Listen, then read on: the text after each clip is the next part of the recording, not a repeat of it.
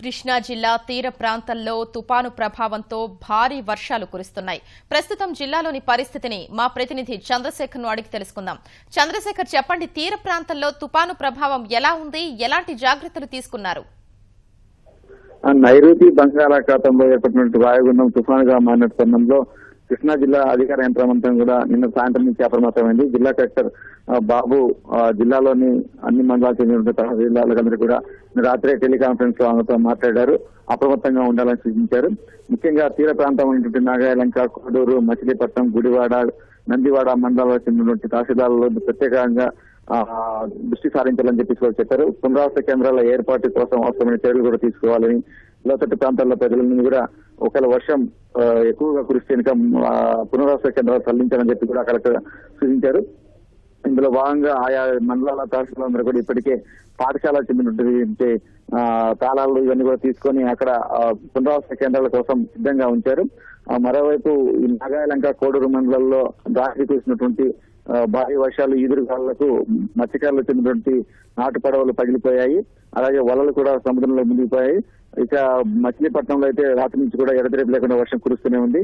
కొంత లోతట్టు ప్రాంతాలు కూడా జలమయమయ్యాయి. మచిలీపట్నం ఓడరేవులో 3వ నెంబరు ప్రమాద హెచ్చరిక ఎగరవేశారు అధికారులు.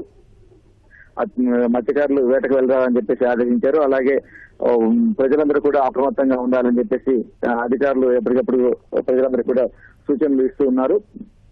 గుడివాడ, నందివాడ మండలాల్లో కూడా వర్షం కురుస్తుంది. ఇక విజయవాడ నగరంలో కూడా రాత్రి అర్ధరాత్రి వరకు కూడా వర్షం చిరుజల్లులతో కూడిన వర్షం కురుస్తూనే ఉంది. మళ్ళీ కొద్దిసేపటి క్రితం ఇప్పుడు ఉదయం కూడా మళ్ళీ జల్లులు ప్రారంభమయ్యాయి. ఎలాంటి పరిస్థితి వచ్చినా ఎదుర్కొనేందుకు సిద్ధంగా ఉండాలని జిల్లా కలెక్టర్ అధికారులందరినీ కూడా ఆదేశించారు. ఆ మేరకే అధికార యంత్రాంగం అంతా కూడా జిల్లాలో అప్రమత్తమైంది. ఇక ఏదైనా తీవ్ర విపత్తు సంభవిస్తున్న ఉద్దేశంతో 2 జాతీయ విపత్తు నిర్వహణ బృందాలను కూడా కలెక్టర్ సిద్ధంగా ఉంచారు. ఒకటి నాగాయలంకలో, మరొకటి మచిలీపట్నంలో మోహరించారు. అలాగే ఏమన్నా జరిగితే కులికి చూడడం కానీ ఇలాంటి సంఘటన జరిగినప్పుడు తక్షణం అక్కడికి వెళ్లేందుకు వీలుగా వారు సిద్ధంగా ఉన్నారు.